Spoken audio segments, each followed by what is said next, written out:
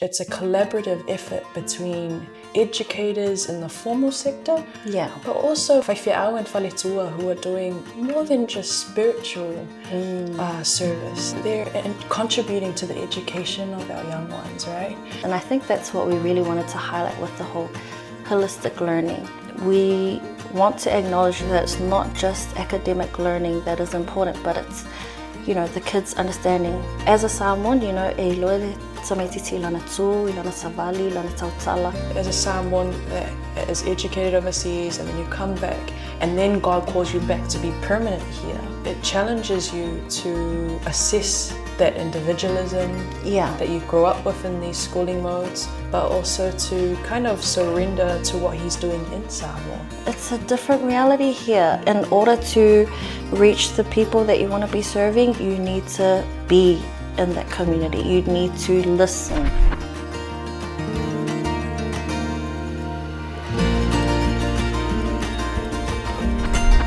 Talofa lava, and welcome back to another episode of the Upu Whaamalosi podcast. I'm your host, it's your girl, Litara Ieremia-Allan. I am so excited for you to join us today for our beautiful guest, a newly found friend and community leader. She is a person that is doing the groundwork with our youth. Eseta Leau is the program coordinator for Piu Scholars, a community-led homework centre under the umbrella of E Whakasa Piu, focused on holistic learning for the children of Piu. After several years abroad, she returned home in 2022 to help her parents with ministry, which includes building and growing this program. The purpose of Piu Scholars is to instill a lifelong love of learning in the children of Piu. Welcome, Eseta, susu mai, and enjoy our time together today. Welcome to the Upu Whaamalosi podcast. Haftai lava, tausala, thank you for having me today. Welcome. Opening us up today, sis, do you want to tell us a little bit about yourself? Yeah, sure. So as you mentioned, my name, thank you for that. So my name's Eseta. I hail from the villages on my father's side, Solo and Netongo, and on my mother's side, Sātawa, Whalefa, and my grandfather's Tuvaluan. So that's me in a nutshell, but usually when people ask me where I'm from, I don't actually say any of those villages. I say I come from Piu. So that's the village that my parents are currently in ministry. And my own family have had many generations in ministry, and sometimes you get into an identity crisis to say which village you're from. I know for me, returning home to Samoa, I would always return to Whastotai. So my whole upbringing, I would say I'm from Whastotai, not only to realize later that I wasn't originally from there, but I guess it speaks about the love of a family that serve and become part of a community. And I know that for you yourself, Piu is almost in the center of who you are, I guess, from what I've understood. Would that be correct? Yeah, that is definitely true. So I think I find home in many places, usually where my family are. But yeah, Piu we are so lucky actually to have had the experience to have grown up in Piu, been able to see, the different changes, like being able to grow up with people, journey with them. So my parents have been in ministry for 21 years now. So I've been here since I was 12 or something like that. Yeah. My best years of my childhood were in Samoa when my parents first started ministry, and then I went overseas for education and that kind of thing. But yeah, definitely it is a really big contributing factor to who I am and who I've become. And I think also a big part of me as a person is because of the fact that my parents were in ministry, I've been raised by my community, as usual. It's something that a lot of Samoan children can identify with. So my aunties, my uncles, my grandparents raised me in Samoa. So it started from when my parents were in theological college in Mālua when I was like 4. So they were there for 4 years. And so my aunties, uncles, grandparents would look after me. And throughout high school and that kind of thing, it was the same. So yeah, I feel very blessed to have been raised in a community, not only here, but overseas as well with my family. Yeah, that's beautiful. And speaks to, I guess, the village that we're raised by, right? Many people from many different places. It's a beautiful story. For those who are watching, can you tell them a little bit about Piu? Because for me personally, hearing the stories of Piu and how this program started about, maybe could you lay down a context of about Piu? Yeah, so Piu is a village that is located in Falealili, the district of Falealili. It's a very small population base. So we've basically got around three main families who everyone comes from. So I would say people living there in total would probably be about 40 to 50 on any given day. So that's because a lot of people have migrated outside of Falealili, either to Apia for work, school, opportunities and that kind of thing, or overseas, quite a few on the RSC scheme, and then even those who have just moved overseas for, better work opportunities, better income, that kind of thing. So quite often when I tell people I'm from Piu, they're like, do you mean Piula? And I'm like, no. Piu Falealili, it's its own village. It has its own falupengas.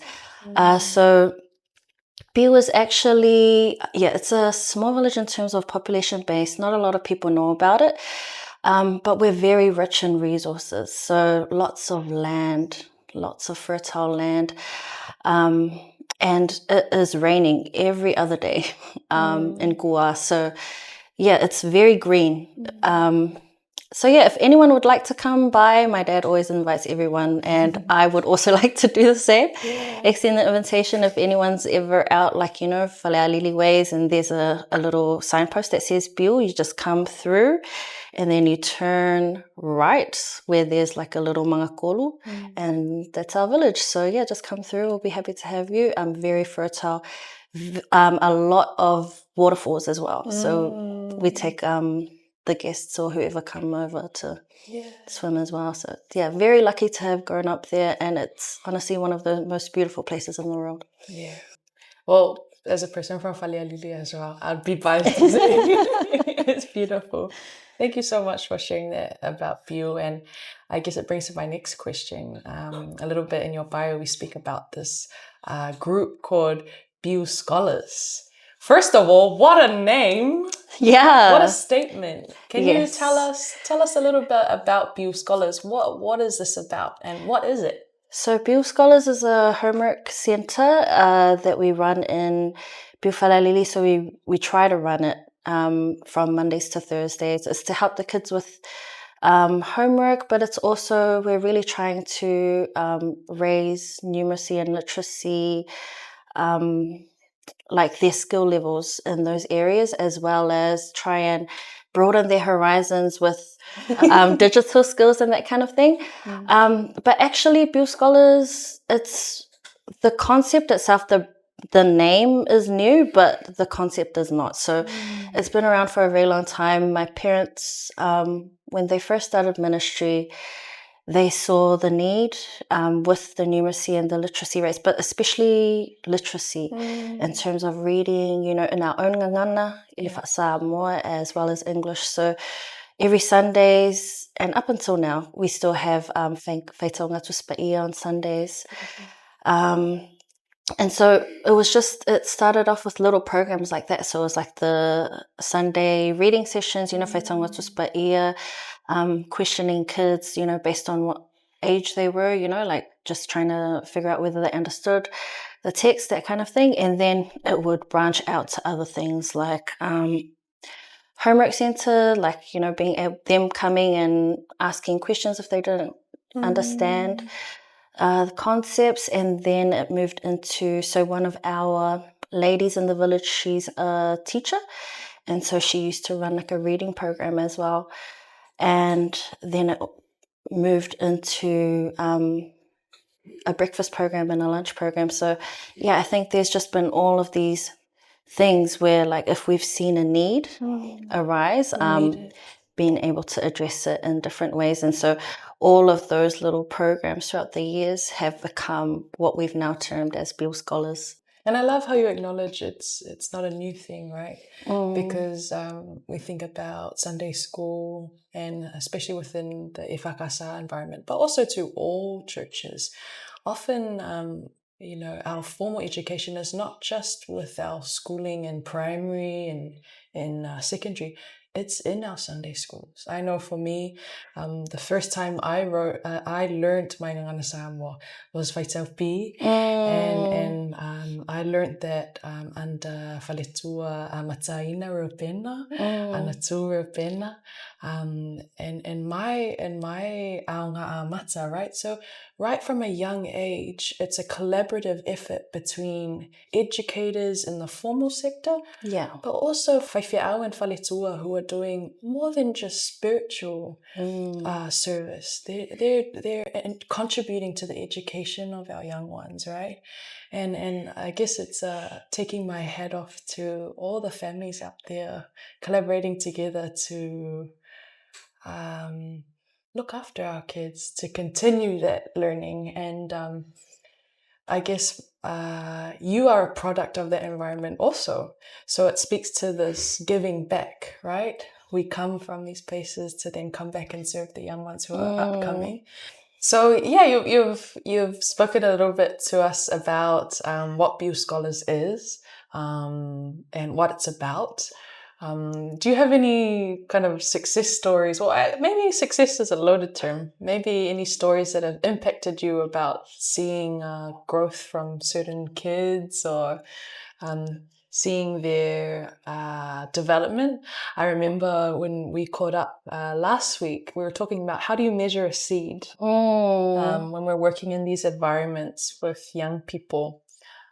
We are humbly trying to give them knowledge or help them grow, but we give knowing that we might not be able to measure the impact of what we're doing. I wondered if you have any thoughts on that, or if you have seen that development in certain children. Yeah, so as you mentioned, being able to measure a seed is very difficult. And often, especially in education, it's really hard to see success. Well, actually, it's impossible to see success overnight. Yeah. But it really is about consistency. And I think that's really where the faith kicks in, because you really need to be doing the work, even though you might not actually see a result. Yeah. But there has been instances where, sometimes I'm just like, man, I'm not sure whether this is working, whether the kids are actually going to be able to read or something like that. But then, they make really small, gradual changes. So it's definitely not overnight, but being able to see a kid move from not being able to recognize letters at all to being able to put two letter words together. Like it's the little wins that you need to acknowledge and also celebrate, or else you kind of go a little bit crazy. But it's definitely about being able to track it, but then you're unable to really see those small, minute changes if you're not doing it consistently, which is an area that I honestly struggle with. But yeah, when we are doing the work consistently, then you are able to see the little small changes that are happening in the background, and that's what it's really about at the end of the day. And I think even though we haven't might not be able to track it now, just knowing in faith that it will happen at some stage. And there have already been success stories, not with the work that we've been doing, but just within Piu itself. So, I mean, for example, one of our whaiwhiao, he's actually now serving in Fiji, but he's from Piu, and he was like a lecturer at Whawatau, so he was like, a lecturer in US and stuff like that. He's brilliant maths teacher, and throughout the years he's been able to also give back as well, running math sessions with the kids and that kind of thing, and even his children being able to serve as well. So yeah, we're really lucky that not only have we been able to just give the skills that we have within the program, but also there are champions within the village itself, who are able to give back their skills, give back their time into the kids and invest, not only Wavatau, his wife, Roina, just the different skills that they've been able to contribute, and even within the village, our mothers, our fathers. And I think that's what we really wanted to highlight with the whole holistic learning. We want to acknowledge that it's not just academic learning that is important, but it's, the kids understanding as a Samoan, e loe tamaititi lana tū, lana savali, lana tautala.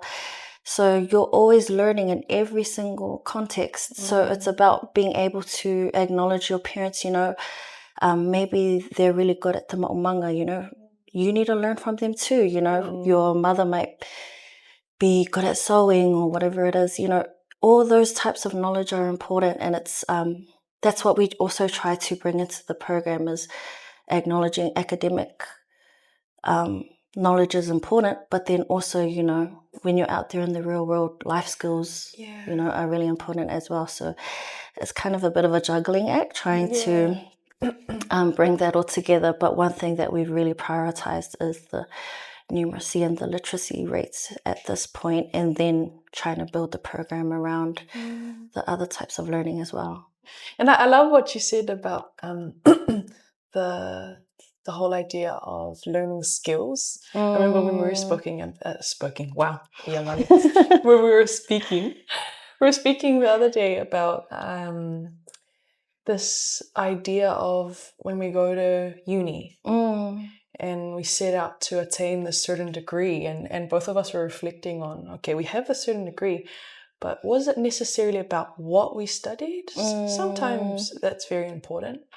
But for us, we were kind of talking about, it was the practice of applying yourself. Yeah. That was almost even more important to what we're doing now, because we're both in different areas to what we studied. Yeah. Can you tell us a little bit about, I know that you studied law and commerce, and now you find yourself serving as a teacher. Can you tell us a little bit about that? Because we never know where life takes us, right? Yeah, life is very, very unpredictable. I mean, I thought I had figured out what I wanted to do once I figured out my aerial path that I wanted to study at uni. But yeah, it's, God takes you where he needs you. So I guess he needed me as an educator for this season. But it's really interesting. I think when I was studying, I always saw that quote, like, it's about the journey, not the destination. And I never understood it, because I was like, what? Like, you need to be focused on a goal. Like, you need a certain outcome. Like, how can it be about the journey? But yeah, that was me, naive and not knowing the world, not understanding what it's about, because it really is the journey. Like, if it wasn't for the way I was learning in uni, like, all the different like networks that I was able to build and that kind of thing, the relationships that I had, there are different types of skills that you pick up along the way, and it's not necessarily the context. I mean, like the content of the work. Like, a lot of the papers that I did in uni, I can't actually remember any of them, but I think it was more being able to stick to a deadline, for assignments and that kind of thing, being able to manage my time, which I'm still learning. All of us. Yeah, those types of things, I think those are the things that are really helpful and that I found useful afterwards. And I think that's why it's not to take away from the achievement, but I think one thing I always reflect on is sometimes with the degree and stuff like that, it's not all that it seems to be. Do you know what I mean? Like, sometimes when people say, oh yeah, this person studied this and that, the prestige of it or the perception of it is different to the reality. Yeah. And I think that that's one thing that I realized is, if you feel called to do a certain thing, even if it isn't university, you really do need to pursue that. And because there's lots of value in all the experiences that we have. And, if uni's not for you, then you don't need to feel the need to pursue it. Yeah. But if it is for you, then, make sure that you've got people around you that can support you into that pathway. But yeah, I think that that's one thing that I would like to acknowledge, is that not all types of learning, all types of learning are important, and you don't have to prioritize or, see one type of learning as being better than the other. Yeah. Absolutely. And I think for me, it breaks my heart to see when we elevate achievement over service. Oh, yeah. In terms of, okay, I've done all these degrees, or I've got this certain job, and then we forget, what's the point of it? Point of getting this is to give back. Yeah. Right? And so I think it's really moving about your story is when God calls, you get to choose. Am I gonna let this degree define me, or let this achievement define me? Or am I gonna say yes to outworking that service from what He's gifted me, right? Yeah. And then sometimes decisions get made for you. But as a Samoan woman, that's actually a blessing, because if I was not told to come back and serve, I would not be able to witness all these blessings that are happening, and seeing God move in real time. I think that that's one of the biggest gifts that I've been blessed with, being able to come back and serve, because I think a lot of the heartbreak and a lot of the resistance that I had to the move could have been, it was just a big, it's not a waste of time, because you need to go through things to learn things, but yeah, it would have been so much better if I just, obeyed. Right. But it's a journey, and sometimes you have to learn things over and over and over and over again to really understand that lesson. But hopefully we're towards the end of that tunnel now.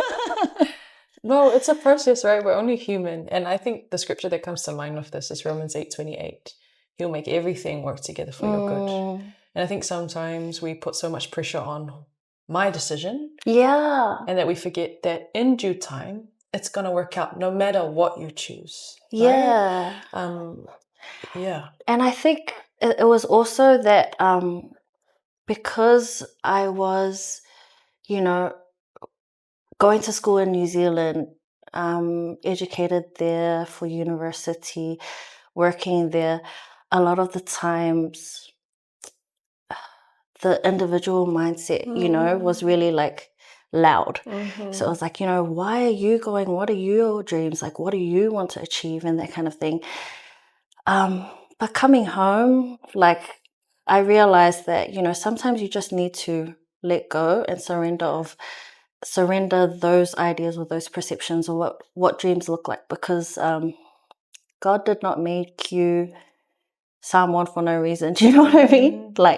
He made me a Samoan woman in a collective environment, society, for a reason. And it was probably because He knew that I am just too stubborn, don't listen.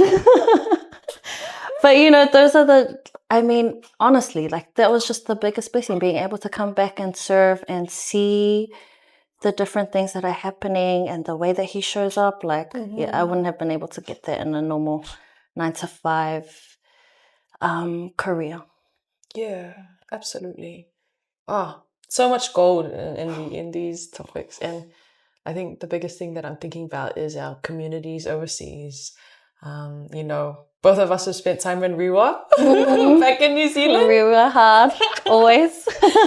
But we have multiple facets to our identity as Samoans. I know I relate to you on the sense that we've come back and forth from New Zealand to Samoa. Yeah. And that shapes you as a Samoan. And I think as a Samoan that is educated overseas, and then you come back, and then God calls you back to be permanent here, it challenges you to assess that individualism that you grow up with in these schooling modes, but also to kind of surrender to what he's doing in Samoa, which is different to what he's doing in New Zealand, in Australia, in America. I wonder if you had any thoughts to share to people that are living overseas and wanting to think about coming back home to serve. What are the things that they should be thinking about? Or do you have any lessons learned that you could offer to them? Yes, absolutely. I think one of my biggest tips or pieces of advice I could give to someone who might be wanting to come back to serve, especially if it's something that's community-based, is you need to be based in your community in order to understand the issues that are happening here. Because even when I was in New Zealand and my parents were rooted here, I thought I knew what was going on. Yeah. You know, I'm like, oh, you just need to do this, you just need to do that. And then you come here and it's a totally different reality. It's like, yeah, no, honestly. No, honestly. Lesson learned. That's a very common remark in my household. No, me too. Yeah, so yeah, it's a different reality here. In order to reach the people that you want to be serving, you need to be in that community. You need to listen. I would just, that's my biggest tip is when you come here, be rooted in a community if that's who you want to be serving, and listen to what they want, because sometimes, you know, as we all know, the solutions that we come from overseas with are not the solutions that are needed here. You know, there are people doing the work here. There are champions within the community who already have tested different things, who have already tried different ways of doing things, and they know the nuance within the context. And so you need to listen, you need to be grounded in your community, and you need to understand the context, because you know the way that you do things overseas are not the way that you do things here, and you need to respect that. So yeah, I think it's, but to be honest, you know, when you're living overseas, and especially if you've grown up with the Samoa, a lot of that is just common sense. Like, you know, often you know when to talk, you know when to listen. And so I would just encourage you to apply it. And we really need a lot more people to come home and serve. If that's what you feel called to do, then do it. I love this idea of listening. Like, you really stopped me in my tracks there with this word listen, because as Samoans, we're called to listen with our whole being, right? Not just going in one ear, but it's listening with a teachable spirit. Even if we have our own ideas. Yeah. It's listening to what God's saying in the situation. It's listening to, how do I feel? How am I going to process what this means for me and my dreams? But also, what does this mean for my family and their dreams? I wondered, do you want to elaborate on that whole idea of listening, or like, you know, in these contexts? Yeah, I think the best way to demonstrate it would just be like an example, because I think when I first came here to serve, I had preconceived notions of what I was going to be doing. You know, I had like, within this time we will be doing this, you know, at the end of this year, at the end of 3 years, at the end of 5 years, like, you know, you have like an idea or like goals.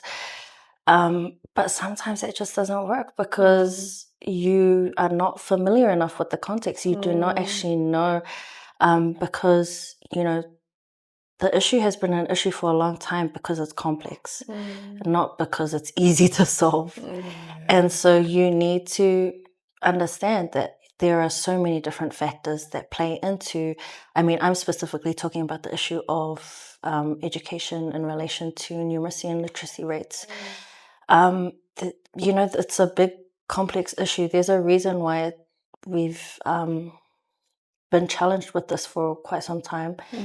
And so, you know, coming in with just cut and dry solutions like, oh, you know, you just need to read more like every half hour, whatever, not taking into consideration the context, you know, maybe the kids just have a lot of else to do, like, you know, and all of these other things. So I think being able to listen and understand the context, and then knowing, like, you're not the smartest one, and it's good Yeah. to not be, like, even though you've got all these achievements or whatever from overseas, like, it's not directly transferable. Like, you know what I mean? Like, Yeah. there's so much richness in life experiences and Yeah.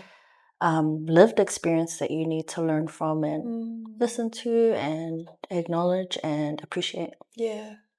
Well, we've spoken a lot about this certain topic, but I thought as we wrap up today, I have been really moved by a lot of teachers when they apply this approach that when I come to teach or I come to facilitate and support a child, I'm learning as well, right? I'm not just dumping what I know, but them and in their innocence, in their view of the world. It just gets me emotional thinking about how a child sees the world. I then change in this exchange, right?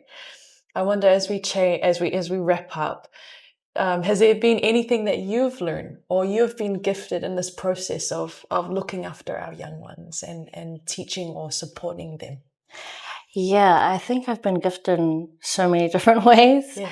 It's hard to pinpoint one. I think being able to understand that every kid learns differently. If one approach worked in one setting, well, actually, honestly, we have a really small homework center, as in there's maybe only 15 to 20 kids, but templates do not work.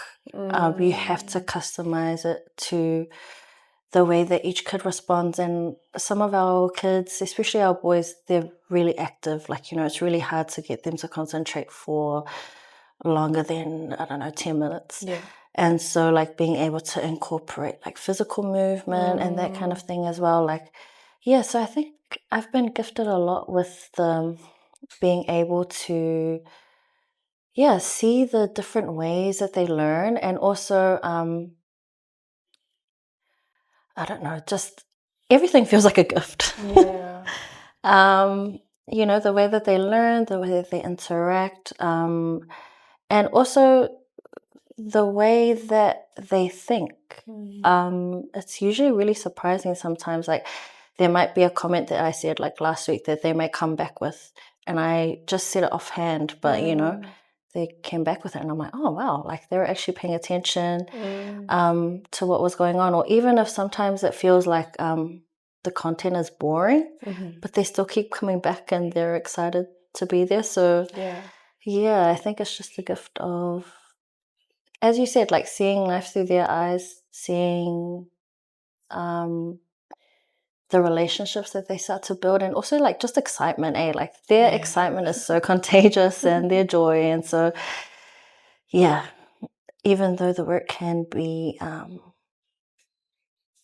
difficult and challenging, but those are the moments that kind of, like, keep you going. Yeah, absolutely. Yeah. And I guess I just want to say mahalo lava and congratulations for being consistent with this and sticking with these kids and sticking with these communities, but also an opportunity to thank those who are running other homework centers, who are doing other programs, not only in Samoa with your own communities, but all over the Pacific. People are giving their own time, no money, no sleep. Yeah. And people are sacrificing so much because they believe in these children. And I think let's not underestimate the seeds that we can plant in these homework centers, not only in our churches, but if you're wanting to start one within your own village, maybe this is your sign to do it. I guess I am moved by this name, Piu Scholars, because it's declaring something over these kids. It's declaring what they're capable of, and it's declaring that they are more than a stereotype, that they can become a scholar, that they are already scholars within their own cultural context. And so thank you for doing that, sis. Thank you for declaring that every day over these kids. I know that as they grow up, they're going to remember. They're going to remember, just like us, it wasn't necessarily what we learned. It was how we felt and the life skills that we learned in those moments. Yeah. So well done. I guess my last question that we can close up, and maybe we can tag team it. What is faith to you? What is faith to you? It's a big question. But you've come on this long journey, and faith looks different to everybody else. As we close, what does faith mean to you? I think one thing about faith is that I would like to talk about is just God's faithfulness to us.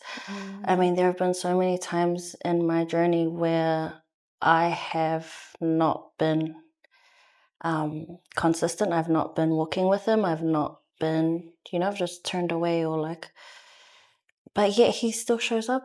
And I mean, even when in moments of disobedience, even in moments of friction, or like where you're just like, no, like I know better. But yet He still like reaches out to you and is like, even though you think that, I know better and I will still support you through.